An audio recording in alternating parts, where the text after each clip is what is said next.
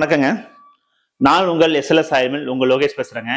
இப்ப நம்ம எஸ்எல்எஸ் ஆய்மில் பாத்தீங்கன்னா முதல்ல எங்க இருக்குன்னு நம்ம தெரிஞ்சுக்கணும். முதல்ல இது எங்க இருக்குன்னு பாத்தீங்கன்னா திருச்சி அண்ட் நாமக்கல் இன்பிட்வீன்ல முசிறி என்ற தாலுக்கால பஸ் ஸ்டாண்ட்ல இருந்து ஒரு வாக்கபிள் டிஸ்டன்ஸ், அதாவது டிசிடி பஸ் ஸ்டாப்னு சொல்லுவாங்க. அதற்கு நேர் ஆப்போசிட்ல நம்ம எஸ்எல்எஸ் ஆய்மில் அமைஞ்சிருக்குங்க. சரி, இந்த எஸ்எல்எஸ் வந்து எப்ப ஆரம்பிச்சு அப்படின்னு பாத்தீங்கன்னா கிட்டத்தட்ட எங்க தாத்தன் பாட்டன் முப்பாட்டன் அந்த காலத்திலேயே மில்ல ஆரம்பிச்சிட்டாங்க. அப்பெல்லாம் பாத்தீங்கன்னா என்னன்னாவே கடலெண்ணெய் நல்லெண்ணெய் விளக்கெண்ணெய் தான் அதிகமா போகும். ஏன்னா அப்பதான் தானியங்களே அதான். வேற நீங்க அப்பெல்லாம் ஃபார்ம் ஆயில் கூட எல்லாம் கிடையாது. நான் சொல்றது ஒரு 40 50 70 80 வருஷத்துக்கு முன்னாடி சொல்றேன். எங்க தாத்தாக்கு தாத்தா அப்படி கணக்கு வச்சுக்கோங்க. அப்பெல்லாம் ரீஃபைண்ட் ஆயில் ஃபார்ம் ஆயில் கிடையாது. அப்ப உழைப்பு அதிகமா இருந்தது. ஒரு சமையலுக்கு ஒரு லூப்ரிகேஷன் வேணும்னாவே ஃபர்ஸ்ட் அவங்க யூஸ் பண்றது கடலெண்ணெய் இல்ல நல்லெண்ணெய் இல்ல தேங்காய் எண்ணெய். அதிகமா காட்டு பகுதி, நம்ம கிராம பகுதி எல்லாம் மேக்சிமம் விளக்கெண்ணெய் அதிகமா யூஸ் பண்ணுவோம். ஏன்னா அவங்க உடல் உழைப்பு அதிகமா சூடு ஜென்ரேட் ஆகும். சூடுக்கு விளக்கெண்ணெய் சாப்பிட்டா சீக்கிரம் அந்த சூடு டேலி ஆகும். சரி, இதெல்லாம் நான் ஆரம்பிச்சு எங்க ஃபேமிலியில பண்ணிட்டு இருந்தாங்க. பண்ணிட்டு இருக்கும்போது எங்க அப்பா உள்ள பண்ணிட்டு இருந்தாரு. அப்ப வருமானம் நல்லா அதிகமா இருந்துச்சு. நான் ஏன் இந்த ஃபீல்டுக்குள்ள வந்தேன்னா, ஆக்சுவலா நான் வந்து 10th முடிச்சேன், டிப்ளமோ முடிச்சேன், அப்புறம் பிஇ பண்ணேன், எம்ஏ பண்ணேன். எம்ஏ பண்ணி வந்த எங்க சொந்தக்காரங்க, ஃப்ரெண்ட்ஸ், கஸ்டமர்ஸ் இந்த தொழில் வேண்டாம்ப்பா, அப்பா தொழிலே பார்க்காத, யாரும் உன்னை மதிப்பா, யாரும் உன்னை பொண்ணு கொடுப்பா அப்படின்னு நிறைய பேர் என்ன கீழே நெயல் பேச ஆரம்பிச்சாங்க. நான் பிஇ முடிச்சுட்டு நான் இன்டர்வியூ செலக்ட் ஆனேன். நிறைய கம்பெனி ஆஃபர்ஸ் வந்தது. ஸோ நான் கூட போகலான்னு ட்ரை பண்ணேன். ஆனா எனக்கு ஒரு சின்ன ஒரு ஒரு ஒரு ஸ்பார்க் கிரியேட் ஆச்சுங்க. இந்த ஸ்பார்க் என்னன்னா, எல்லாருமே காசு சம்பாதிக்கிறோம். ஆனா ஒரு காலகட்டத்துல ஹாஸ்பிட்டல்ல போய் கொட்டுறோம். காசு சம்பாதிக்கிறோம், ஹாஸ்பிட்டல்ல போய் கொட்டுறோம். அப்படிங்கும்போது இந்த சர்க்கிள் எங்க போயிட்டு இருக்கு அப்படி ஆரம்பிக்கும் சரியான உணவு இல்லை. அதுக்கு முன்னாடிதான் நம்ம இந்த ஃபார்மல் ரீஃபைல் வந்து ஏகப்பட்ட பேர் ஒரு வீட்டுக்கு பாத்தீங்கன்னா ஹார்ட் அட்டாக், ப்ரெஷர் வந்து அதான் அந்த ஆரம்ப ஸ்டேஜ். அதான் நான் பிஇ முடிச்சு பிஇ முடிக்கிறேன்னா அதுக்கு பேக்ல ஒரு 10 இயர்ஸ் பாத்தீங்கன்னா தமிழ்நாட்டுல ஏகப்பட்ட நோய்கள் வர ஆரம்பிச்சது. அப்ப என்ன சொன்னாங்க டாக்டர்ஸ் எல்லாமே பாத்தீங்கன்னா கடலெண்ணெய் சாப்பிடக்கூடாது, ப்ரெஷரு, பிபி அப்படின்னு சொல்லி நிறைய டாக்டர் சொல்றேன், இன்னும் சொல்லிட்டு தான் இருக்காங்க. அது ஏன் சொல்றாங்க தெரியல. அது நம்ம டெக்னிக்கலா போக வேண்டாம். நம்ம ஒரே விஷயம் தெரிஞ்சுக்கணும், நம்ம முன்னோர்கள் முட்டாள் கிடையாது. நம்ம முன்னோர்கள் முட்டாள்கள் கிடையாது.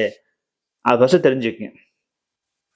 அப்படி பண்ண படத்துல நான் வந்து இந்த மில்ல வந்து நான் உள்ள வந்தப்ப என்னை யாருமே மதிக்கல. இன்ஃபேக்ட் எங்க அப்பா கூட என்னை மதிக்கல. எங்க அப்பாலாம் என்னை ரொம்ப ஏன்ன தொழில் வந்த அப்படின்னு சொல்லிட்டு திசை மாத்த எவ்வளோ முயற்சி பண்ணாரு. ஆனா நான் உரம் கொடுக்கல. நிறைய கஷ்டங்கள் அனுபவப்பட்டேன். ஒரு கல்யாணத்துக்கு போகணும்னு வச்சுங்களேன், ஐடில செய்யறவங்க வந்து வாங்க வாங்க கூப்பிட்டு வச்சு உபசரிப்பாங்க. ஆனா என்னையும் அவசரம் என்ன போய் எடுபடி வேலை தான் பார்க்க சொல்லுவாங்க. அவ்வளோலாம் நான் வழி நிறைய தாங்கினேன். எங்க கூட பிறந்தவங்க கூட யாருமே என்னை மதிக்கல. ஆனா எனக்கு இருக்க ஒரே சந்தோஷம் என்னன்னா, என்கிட்ட என்ன வாங்குறாங்க பாத்தீங்களா, அவங்களுக்கு நிறைய பிளெஸ்ஸிங் கிடைச்சது. அதுக்கப்புறம் காலப்போக்கில் பாத்தீங்கன்னா நிறைய யூடியூபர்ஸ் என் மேல இருந்து தேடி தேடி வீடியோ எடுத்தாங்க. இன்னைக்கு பெரிய லெவல்ல வந்ததுக்குமே பாத்தீங்கன்னா 3 விஷயம் தான். என்ன விஷயம் பாத்தீங்கன்னா, ஃபர்ஸ்ட் பாத்தீங்கன்னா என்னோட ப்ராடக்ட், என்னோட ஃபார்மர்ஸ், நான் தரமான பொருள் கொடுக்கும்போது கரெக்டா வந்தது. இன்ஃபேக்ட் உங்களுக்கு விஷயம் தெரியும், ஜல்லிக்கட்டு போட்டதான் தெரியும், அது எந்த இடம் உங்களுக்கே தெரியும். அப்ப வந்து கடல்லாம் பாத்தீங்கன்னா 350 ரூபா வித்தாங்க. நான் அப்பயே பாத்தீங்கன்னா 1 லிட்டர் 220 ரூபா வித்தேன். பெட் கட்டி வித்தேன், சவால் விட்டு வித்தேன். ஆனா மக்கள் ஆனா அது விஷயம் புரிஞ்சவங்க, விஷயம் தெரிஞ்சவங்க அப்ப என்ன சொல்லுவாங்கன்னா சோசியல் மீடியால, பழைய மில்லுலாம் வந்து ஃப்ராடுப்பா, பொய்ப்பா, கலப்படம் விற்கிற அந்த ஒரு பேட் இம்ப்ரெஷன் கிரியேட் பண்ணிட்டாங்க சோசியல் மீடியால. நான் அதெல்லாம் பிரேக் பண்ணி வந்தேன். ஸோ இன்னைக்கு தமிழ்நாட்டுல வந்து எஸ்எல்எஸ் ஆயில் மில் நம்ம அமேசான்லயும் இருக்கோம், ஃபிளிப்கார்ட் இப்போ லாகின் பண்ணிட்டு இருக்கோம். அதே மாதிரி நாங்கள் பேன் இந்தியா சப்ளை பண்றோம். சிங்கப்பூர், மலேசியா, லண்டன், ஜெர்மன் பல நாடுகளுக்கு நாங்கள் வந்து ஏற்றுமதி பண்ணிட்டு இருக்கோம். நேரடியாகவும் மறைமுகமாக பண்ணிட்டு இருக்கோம். இன்ஃபேக்ட் என்னோட மில்ல பார்த்தீங்கன்னா 60 ரீபேக்கர்ஸ் நான் சப்போர்ட் பண்ணிட்டு இருக்கேன். ஸோ இதுக்கெல்லாம் அடிப்படை காரணம்னா அந்த பட்ட வழிகள் தான் ரொம்ப காரணம். அந்த வழிகள் அப்புறமே எல்லாருமே மாத்திர போய் உழுவுறாங்க. ஸோ இன்னைக்கும் என் சமுதாயத்தில் மரியாதை கிடையாது. ஆனா எனக்கு இருக்கிற ஒரே மரியாதை நீங்க மட்டும்தான்.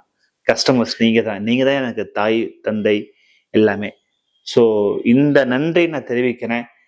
இன்னும் என் பையன், என் ஒய்ஃபு, என் பேரன், நான் வயசா என் மண்ணில் இறந்தாலும், நான் செத்து போனாலும் என் ரத்தம் கலப்படம் பண்ணாது. எஸ்எல்எஸ் பிராண்ட் நிலைச்சு நிற்கும். அது உங்கள் ஆசிரியர் கண்டிப்பாக தேவை. ஸோ கண்டிப்பாக இந்த இனிமேல் ஷார்ட்ஸ் வராது, ஃபுல்லாக லென்த் வீடியோ மட்டும் தான் வரும். மண்டே வெட்னஸ்டே வாரத்து 2 நாள் மட்டும்தான் லென்த் வீடியோ போடுறோம். ஸோ டீட்டெயிலாக வரும். இனிமேல் வந்து என்ன எப்படி பண்ணுறோம் டீட்டெயிலாக எக்ஸ்பிளைன் பண்ண விட்டுருக்கோம். ஸோ கண்டிப்பாக ஆதரவு கொடுங்க. ரீபேக்கர்ஸ்னால் தயவுசெய்து கான்டாக்ட் பண்ணுங்கள். நான் தான் பேச போகிறேன். நான் வந்து உங்கள் சொந்த அண்ணன் நினச்சி அக்கா தங்கச்சி நினச்சி தான் நான் ட்ராவல் பண்ணிட்டு இருக்கேன்.